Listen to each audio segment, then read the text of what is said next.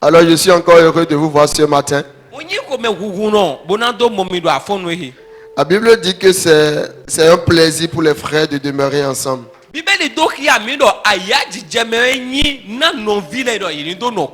Au-delà d'un plaisir, c'est une bénédiction. Donc vraiment, c'est une joie de vous voir encore ce matin. Et dans la maison de Dieu, nous sommes toujours tous beaux et toutes belles.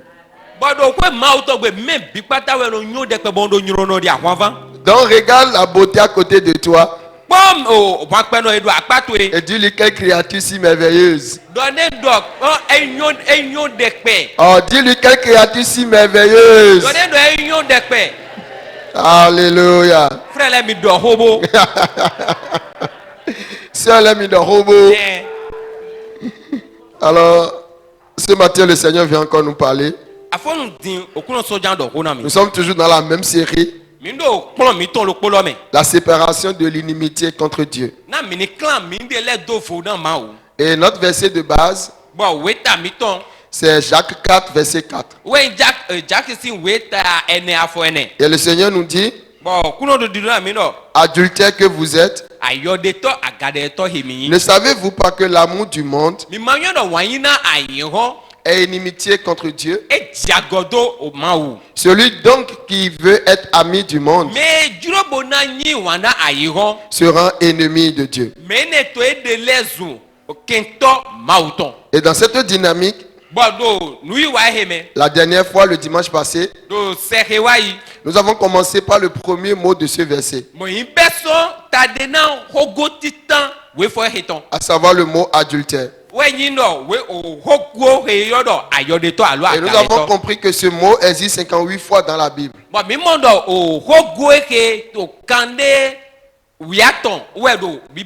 Et que sa définition en hébreu veut dire nawaf.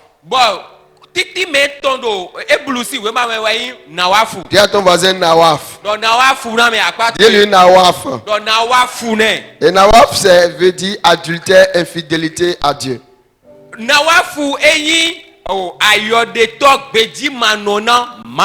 Et par la grâce de Dieu, le dimanche passé, nous avons pu voir les différents niveaux d'infidélité à Dieu. Et nous avons découvert qu'il y a 3 niveaux d'infidélité à Dieu. Parce que l'homme est esprit, âme et corps. Nous pouvons être infidèles à Dieu dans notre esprit, dans notre âme et par rapport à notre corps.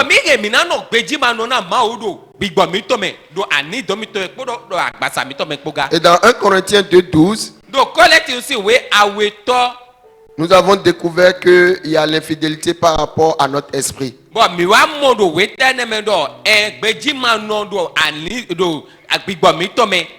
Il est écrit, or nous n'avons pas reçu l'esprit du monde, mais l'esprit qui vient de Dieu, afin que nous connaissions les choses que Dieu a données par sa grâce.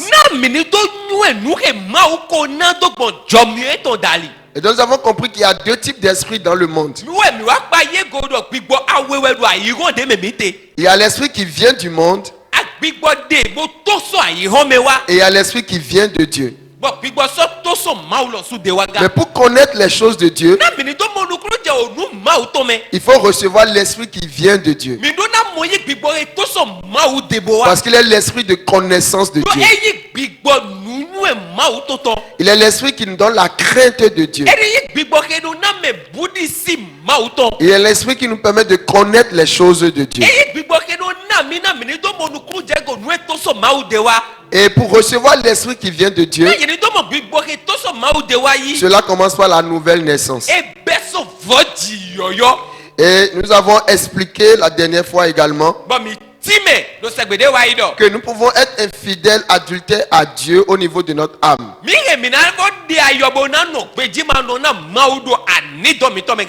Et au niveau de notre âme, il y a encore 3 sous-ensembles où nous pouvons être infidèles à Dieu.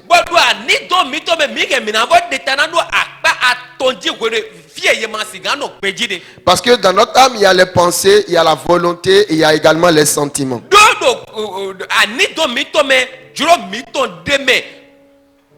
Alléluia. Et donc, au niveau de notre pensée,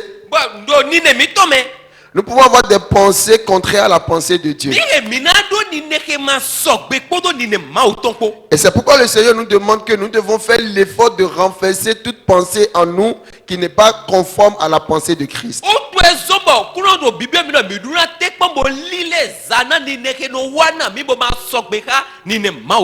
Il est écrit dans 2 Corinthiens 10:5. Dis avec moi, nous renversons les raisonnements et toute hauteur qui s'élève contre la connaissance de Dieu. Et nous amenons toute pensée captive à l'obéissance de Christ.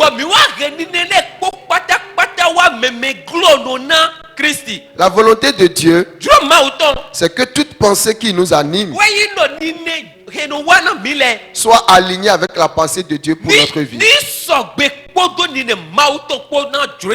Donc nous devons faire l'effort de discerner quelle est la pensée qui nous anime. Et lorsque cette pensée n'est pas conforme à la pensée de Christ,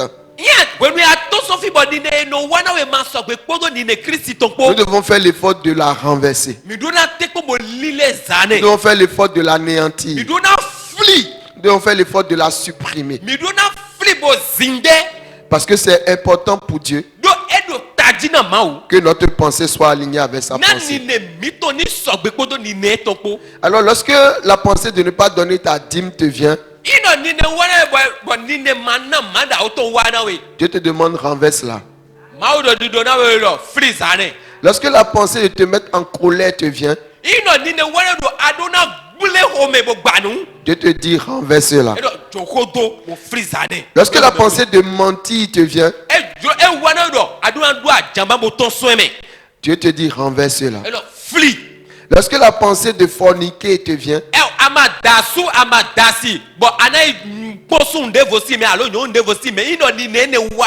Dieu dit renverse-la. Lorsque la pensée de te venger te vient,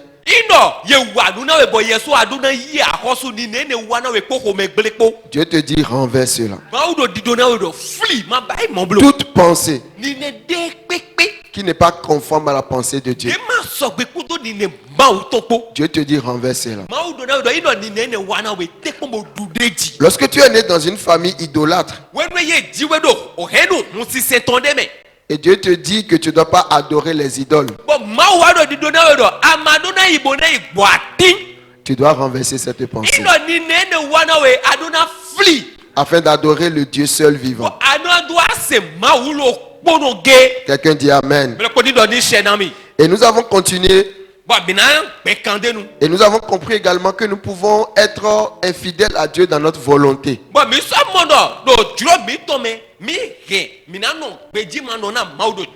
Et notre volonté est également dans notre âme. Et Dieu veut que nous puissions faire sa volonté. Parce que faire sa volonté, c'est reconnaître sa bonté pour nous.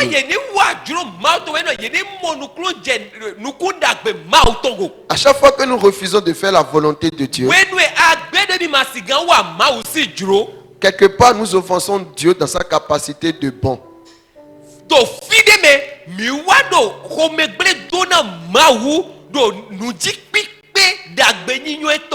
C'est-à-dire, lorsque tu reconnais que Dieu est bon, lorsque tu as accepté que Dieu est bon, alors faire sa volonté ne devient plus une difficulté pour toi. Donc ça devient difficile lorsque quelque part nous avons oublié que Dieu est bon. Alors dis à ton voisin, Dieu est bon. Obéis-lui. Obéis-lui. Il est écrit dans Ephésiens 6:6. Non pas seulement sous leurs yeux. Non pas seulement sous leurs yeux. Comme pour plaire aux hommes. mais comme des serviteurs de Christ qui font de bon cœur la volonté de Dieu. Dieu veut que nous fassions de bon cœur sa volonté. Et deux éléments qui nous permettent de pouvoir accepter faire la volonté de Dieu, c'est de reconnaître que Dieu est bon et de reconnaître que Dieu est fidèle. À chaque fois qu'il te dit quelque chose, il est celui qui veille sur sa parole pour l'accomplir. Alors sa bonté et sa fidélité sont deux éléments qui nous poussent à accepter faire sa volonté. Et si nous regardons vraiment au fond de notre cœur, à chaque fois que nous voulons désobéir à Dieu, c'est que le diable quelque part nous a convaincus que Dieu ne pourra pas être fidèle par rapport à ce sujet.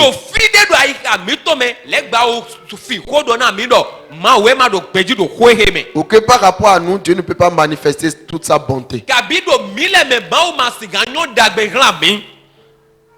Dieu est bon et Dieu est fidèle. Et par sa grâce, il nous accordera la capacité de lui obéir et de ne plus oublier sa bonté et sa fidélité. Et le troisième niveau dans notre âme, où nous pouvons être infidèles à Dieu, c'est au niveau de nos sentiments. La Bible dit dans Philippiens 2:5, ayez en vous. Dis à un voisin, aie en toi les sentiments qui étaient en Jésus-Christ. Et la dernière fois nous avons dit, est-ce que Jésus était triste? Donc si Jésus n'a jamais été triste, tu n'as pas le droit d'être triste. Quels que soient les défis par lesquels tu passes, fais l'effort d'avoir en toi les sentiments de Jésus. J'ai l'habitude de dire, lorsque la joie est triste, il y a scandale.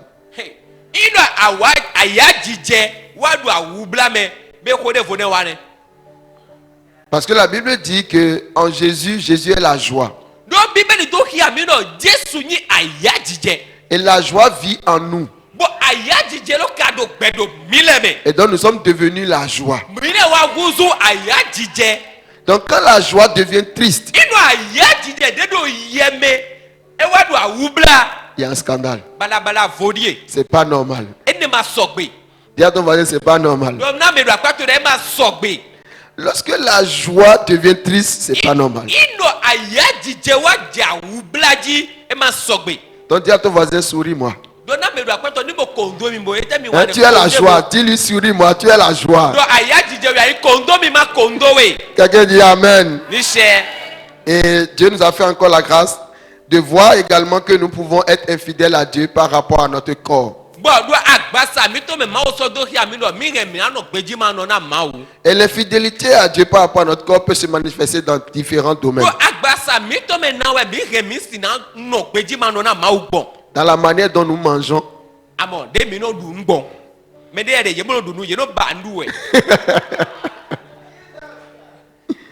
La manière dont nous mangeons peut ne pas être conforme à la manière dont Dieu veut que nous mangeons. Il y a des gens qui mangent, quand tu vois la l'huile là, c'est compliqué. Et donc Dieu veut que nous prenions soin de notre corps. Parce qu'il a dit que le corps est pour le Seigneur et le Seigneur est pour le corps. Donc nous devons veiller à ce que nous faisons avec notre corps. Boire de l'alcool. Trop d'alcool. C'est pas bon. C'est une infidélité à Dieu. De temps en temps, ça passe. Parce que même l'apôtre Paul a dit à Timothée de boire un peu de vin.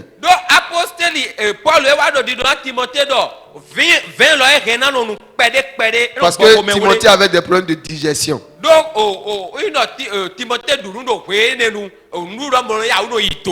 Mais Dieu refuse que nous soyons saoulés.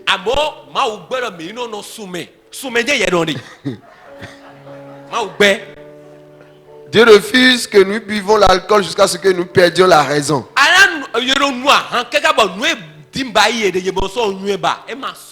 Parce que le corps est pour le Seigneur et le Seigneur est pour le corps. Et également un autre niveau où nous pouvons être infidèles à Dieu par rapport à notre corps, c'est dans les rapports sexuels.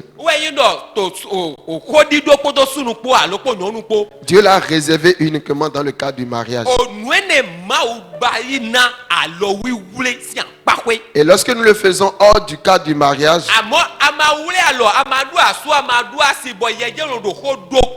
alors nous amenons notre corps dans l'infidélité à Dieu. Et que Dieu nous fasse grâce de ne plus continuer cela. Quelqu'un dit Amen. Alors ce matin, nous allons continuer.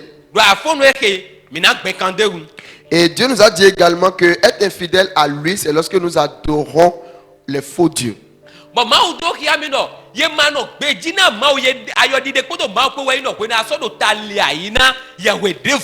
Et lorsque nous adorons les faux dieux, c'est que nous ne reconnaissons pas en notre cœur que Dieu est vivant. Pourquoi? Parce que vous allez voir que lorsque vous avez quelqu'un qui vit avec vous, lorsque la personne est vivante, lorsque vous voulez lui parler, vous n'avez pas besoin de prendre son image. Vous n'avez pas besoin de prendre une représentation de lui. Ni aller prendre une représentation de son collaborateur, de son ami, de sa maman.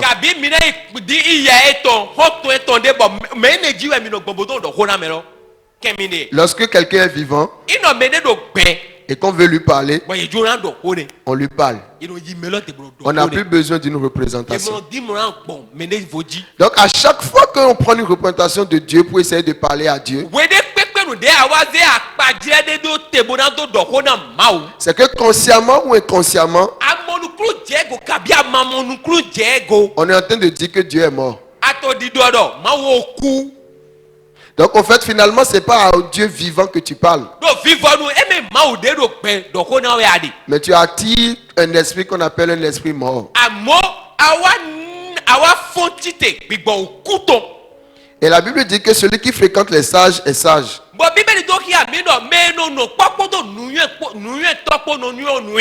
Et donc celui qui fréquente les morts, celui qui fréquente un esprit mort, en pensant que c'est l'esprit de Dieu vivant, la mort va se déverser dans tous les domaines de sa vie. C'est pourquoi Dieu est l'idolâtrie. Parce que l'idolâtrie c'est comme enterrer Dieu pendant qu'il est vivant. Parce que lui dit qu'il est le Dieu vivant. Il est écrit dans le livre de Matthieu 16. Lorsque Jésus a posé la question aux disciples, qui dit-on que je suis? Alors Pierre prend la parole et lui dit, tu es le Christ. Mais il ne s'est pas arrêté là. Il a continué, il a dit, tu es le fils du Dieu vivant. Alors dis à ton voisin, Dieu est vivant. Dis-lui encore, si tu veux lui parler, parle-le directement. Alléluia. C'est pourquoi Dieu n'aime pas du tout l'idolâtrie. Et vous allez voir que si je suis père de famille et que j'ai un enfant, et à chaque fois qu'il veut me parler, on est dans la même maison, hein? Parce que la Bible dit que nous sommes le temple du Saint-Esprit. Ça dit que le Saint-Esprit habite en nous. Donc nous et Dieu, nous habitons la même maison. Exactement comme moi et mon fils. Mais imaginez qu'à chaque fois que mon fils veut me parler, il me laisse au salon et il va prendre une image de moi. Et il commence à dire bonjour papa. Papa, bonjour. Je suis heureux de te voir. Ce matin, je vais te parler. Tu sais, j'ai besoin de toi. Je veux que tu me protèges. Papa au salon. Lui prend la photo. Pour parler à papa. Dis-moi, hey!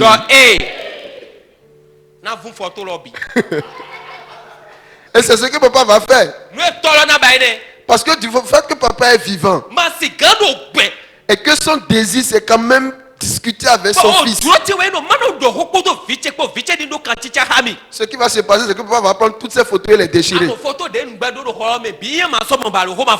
Parce que dès que les photos vont disparaître, il va se rendre compte que je suis vivant et que je suis là et que je peux l'écouter.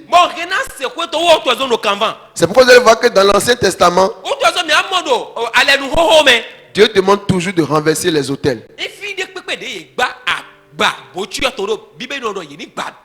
Parce que c'est la seule manière pour Dieu de nous reconnaître à lui dans sa dimension de Dieu vivant. Mais ce qui est dangereux dans l'idolâtrie, c'est que celui qui a les oreilles pour t'entendre, tu le laisses et tu vas prendre une photo, tu vas prendre une statue qui n'a ni oreille, qui n'a ni yeux, qui n'a ni main, qui n'a ni pied. Et tu crois qu'il va t'aider. Quelqu'un dit hey. Et donc Dieu veut que nous puissions lui parler directement.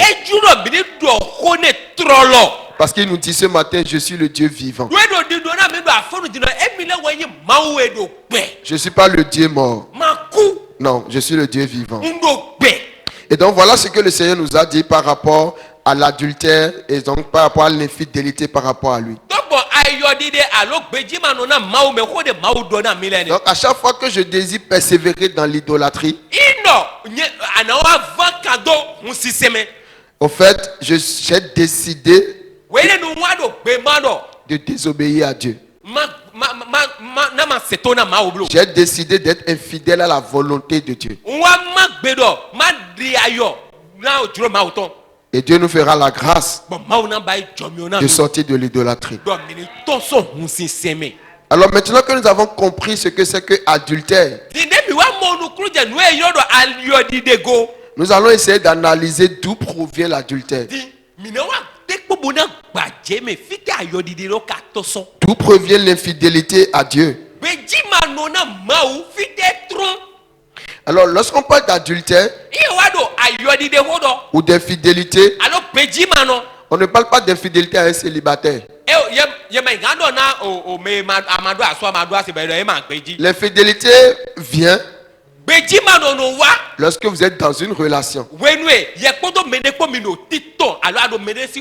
Et donc c'est l'un des conjoints qui va traiter l'autre d'infidèle. Et donc l'infidélité ou l'adultère, c'est lorsque tu fais entrer une personne étrangère dans votre intimité.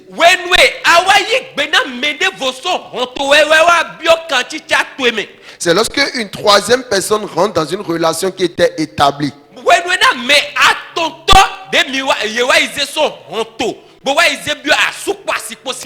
Sans l'autorisation d'une des parties. Donc à chaque fois que l'un des conjoints ouvre la porte à une troisième personne, à rentrer dans l'intimité sans l'autorisation de l'autre conjoint, on parle d'infidélité. On parle d'adultère. Et c'est ce que Ézéchiel nous explique dans Ézéchiel 16:32. La Bible dit, tu as été la femme adultère. Tu as été la femme adultère qui reçoit des étrangers au lieu de son mari. Donc cette femme devait seulement accueillir son mari. Mais à un moment donné, elle a laissé entrer d'autres personnes dans l'intimité. Alors c'est important de comprendre aussi la notion d'intimité. L'intimité, c'est tout ce que tu voiles, tout ce que tu protèges, et que tu es d'accord de laisser juste une seule personne découvrir. Et donc l'intimité est d'abord une attitude de cœur. Est d'abord une attitude de cœur.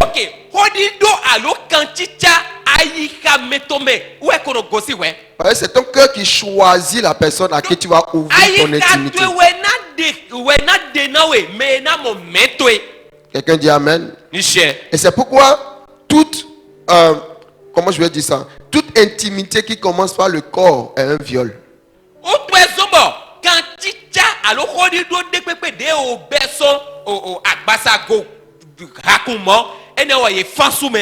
Parce que l'intimité commence d'abord par le cœur avant d'arriver au corps. C'est pourquoi vous allez voir que lorsque Dieu voulait venir dans notre vie, il a demandé d'abord l'autorisation de notre cœur. Il a demandé si nous voulons l'accepter dans notre cœur. Et une fois que nous lui avons donné notre cœur, nous avons ouvert la porte de notre intimité à Dieu. Et Dieu est rentré dans notre intimité. Et nous avons commencé par sceller, établir une intimité avec Dieu. Et donc lorsque nous laissons maintenant une troisième personne rentrer dans cette intimité sans l'autorisation de Dieu,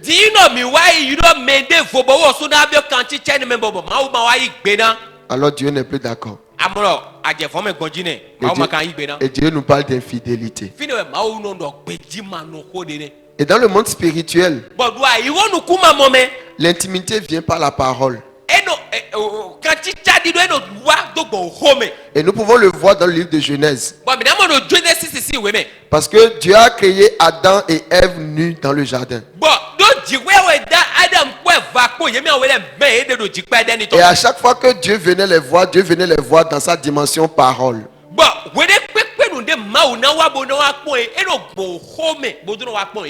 Donc dans le monde spirituel, la parole que tu acceptes est la parole qui va rentrer dans ton intimité. Et donc lorsque le serpent est arrivé et a commencé par parler à Ève, Ève devait protéger l'intimité. Mais Ève a ouvert la porte de l'intimité sans l'autorisation de Dieu. Et chacun de nous, chaque jour, nous ouvrons la porte à une autre personne que Dieu.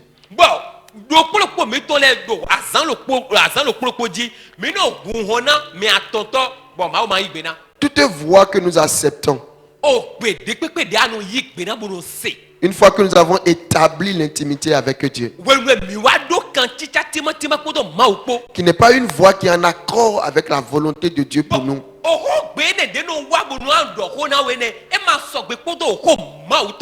nous commençons par ouvrir notre intimité à une troisième personne.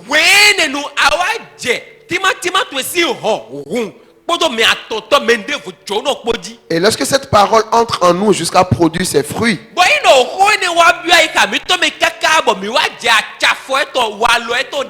alors nous pouvons dire que l'infidélité a été consommée.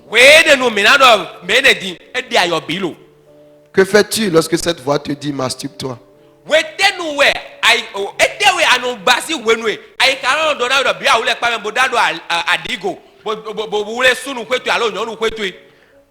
Que fais-tu lorsque cette parole te dit mens?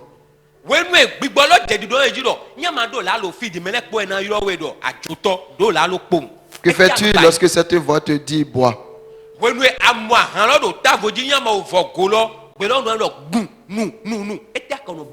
Que fais-tu lorsque cette voix te dit sois infidèle à ton épouse?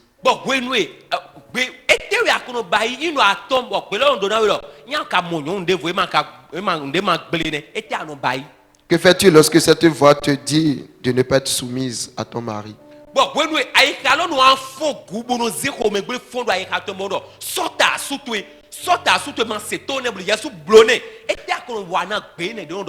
À chaque fois que nous laissons cette voix nous parler et que nous laissons notre cœur l'accepter, c'est que nous laissons une autre personne entrer dans notre intimité avec Dieu.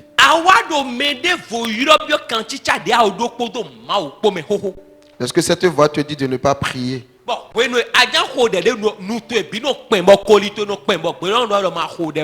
que fais-tu? Et ce matin, le Seigneur est en train de nous parler parce qu'il veut nous donner la capacité de préserver l'intimité avec lui.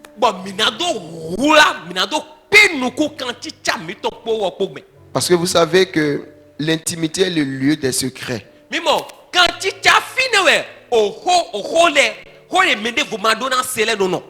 L'intimité est le lieu où on ne se cache plus. L'intimité est le lieu où Dieu veut te dire ce qu'il veut, ce qu'il attend, ce qu'il veut faire au travers de ta vie.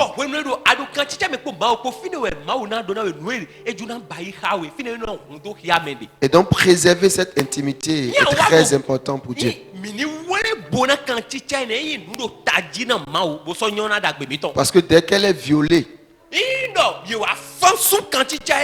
cela dérange l'intimité. Cela dérange la complicité. Et plus important, cela dérange la fluidité.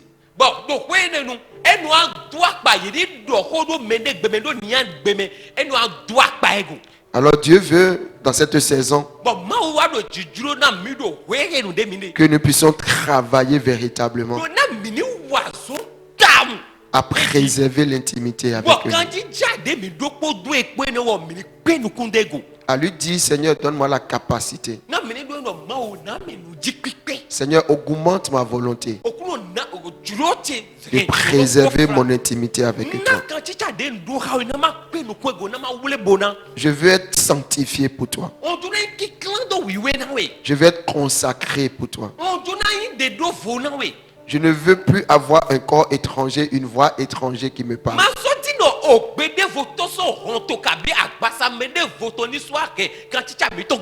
Et que c'est la seule personne qui pénètre mon cœur, qui parle à mon cœur, soit toi.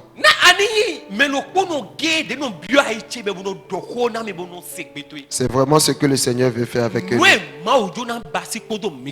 C'est son soupir, c'est son désir, c'est son projet, c'est ses desseins pour nous en cette saison. Et je sais au fond de moi que si le Seigneur nous envoie une telle parole, c'est parce que quelque part nos cœurs crient à cette dimension.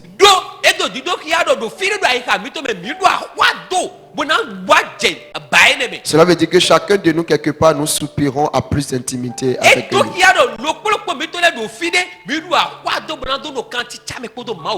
Et il répond à notre soupir. Il répond à notre cri. En envoyant la parole qui rentre dans l'intimité.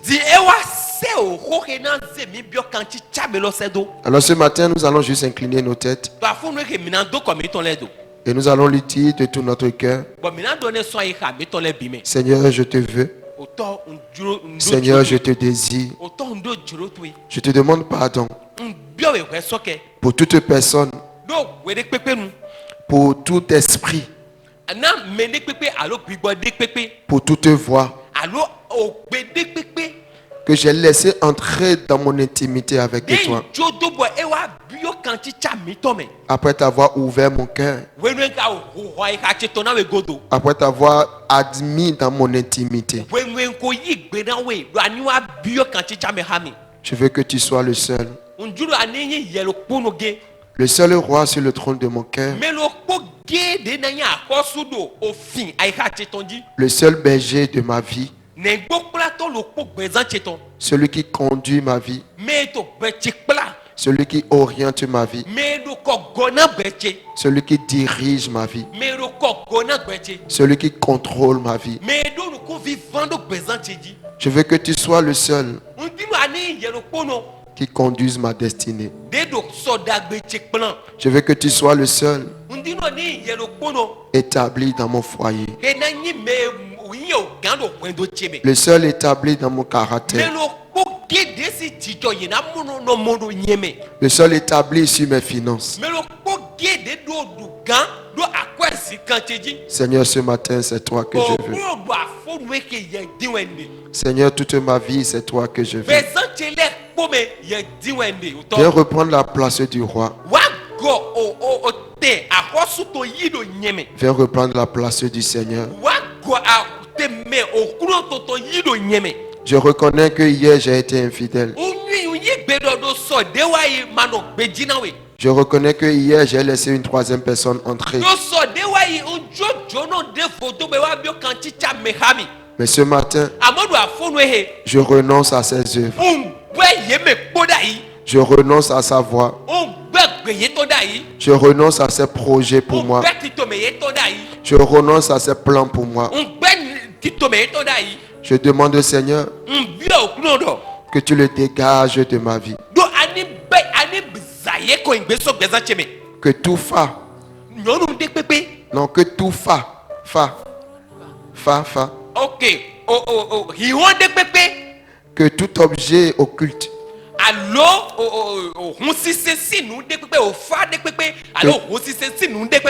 Que toute bague spirituelle. Que tout objet spirituel. Que ce soit une eau qui est bénie. Que ce soit une image qui est bénie. Que ce soit une idole qui est bénie. Ce matin, tu m'as dit que tu es le Dieu vivant. Alors je te rends grâce de ce que tu m'accordes la grâce d'accepter cela. Et je m'engage en quittant ici ce matin de me débarrasser de tout objet que j'ai accepté dans notre intimité. Je te demande pardon à Papa. Je te demande juste pardon. Mais à partir d'aujourd'hui, reviens dans notre intimité. Rebâtis cette intimité. Reconstruis cette intimité. Donne-moi de ne pas faire semblant en tant que chrétien.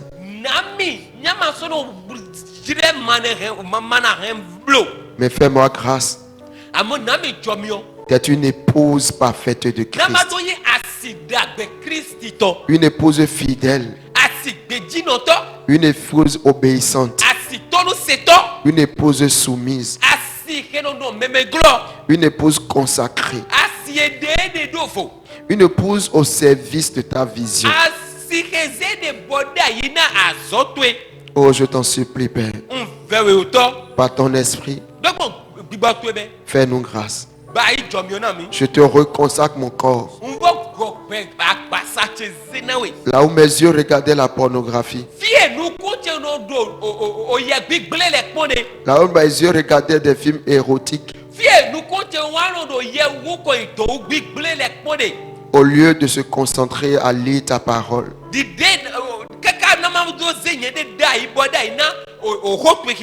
Pour cultiver notre intimité. Pour construire notre intimité. Je te consacre mes yeux.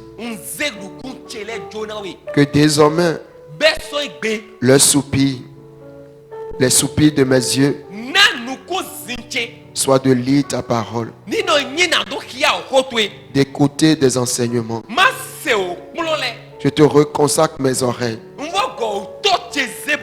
Là où mes oreilles avaient envie ou étaient souvent dans les musiques mondaines,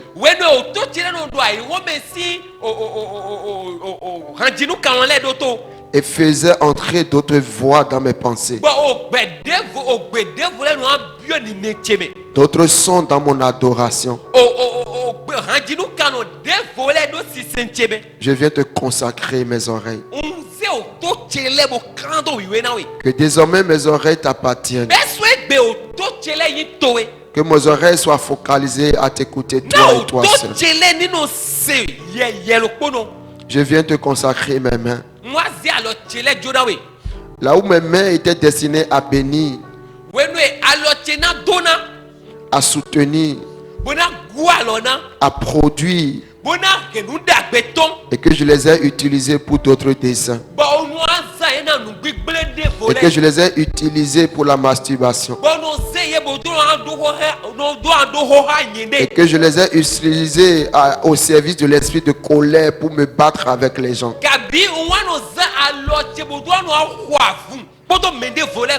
Seigneur, je te reconsacre mes mains. Prends-les, sanctifie-les, réoriente-les dans ta direction. Réoriente-les, Seigneur, dans ta volonté. Que nos mains soient à tes services. Tu les as donnés pour guérir les malades. Tu nous as donné pour encourager quelqu'un. Tu nous as donné pour saluer quelqu'un. Tu les as donnés pour être productifs dans la vie. Alors Père, ce jour, nous nous dissocions de toute œuvre contraire à ta volonté pour nos mains. Nous ramenons nos mains dans leur destinée première. Nous ramenons nos mains dans le but pour lequel tu nous les as données. Et au-delà de nos mains, nous te consacrons nos corps. Nous te consacrons nos lèvres. Nous te consacrons tous nos 5 sens. Père, que l'Esprit prenne le contrôle. Dirige-nous. Conduis-nous. Inspire-nous. Sanctifie-nous. Fais de nous cette église sans tache, sans ride, glorieuse, que tu veux bâtir. Merci Abba Père de ce que ce matin tu nous as entendus. Et c'est avec action de grâce que nous t'avons prié. Quelqu'un dit Amen. Amen. Est-ce que tu peux l'acclamer ce matin? Est-ce que tu peux l'acclamer? Amen.